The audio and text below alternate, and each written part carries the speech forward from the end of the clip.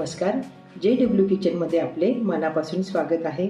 आज आपण पुरणपोळी करण्यासाठी पुरण कसे तयार करायचे ते बघणार आहोत। त्यासाठी लागणारे साहित्य याप्रमाणे आहे। 1 वाटी हरभरा डाळ गाळून निवडून घेतली आहे, 1 वाटी गूळ बारीक करून घेतला आहे, थोडी जायफळ पावडर।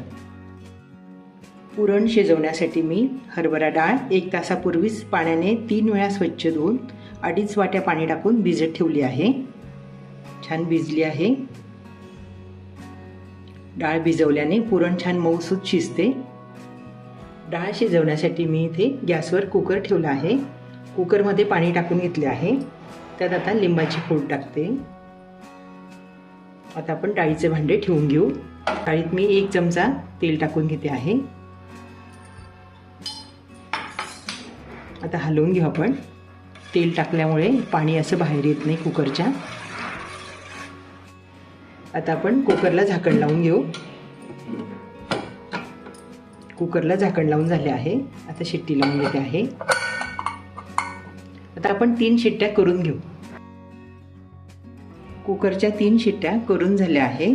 कुकर गार पण झाला आहे। आता आपण डाळ बघून घेऊ।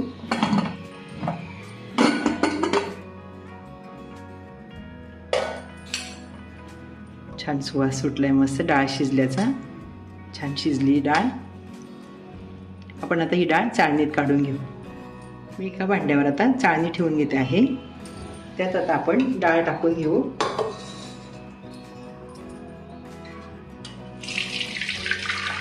डाळीतलं पाणी भांड्यात पडतंय चाळणीतून।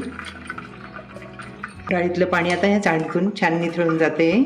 10-15 मिनिटं आपण आता असं चाळणीत राहू देऊ।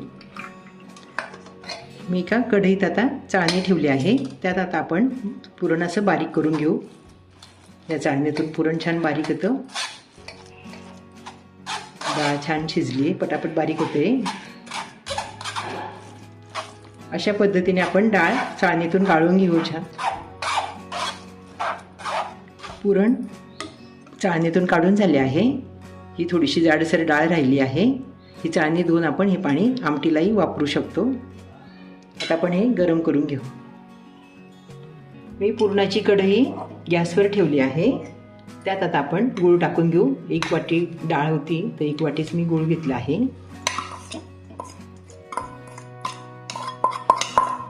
आता आपण मिक्स करून छान परतवून घेऊया। कमी गॅसवरच परतवत राहायचं। वाटलेली डाळ व गूळ आपण अशा पद्धतीने छान मिक्स करून घेऊ।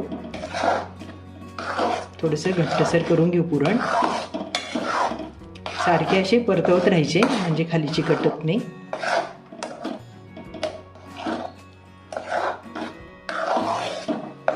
वाटलेलं पुरण परतवून झाले आहे।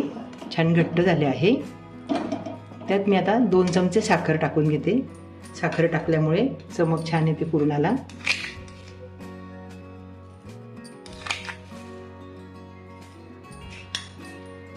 आणि 1 चमचा साजूक तूप टाकते। तुपामुळे मऊसूत राहतं पुरण छान।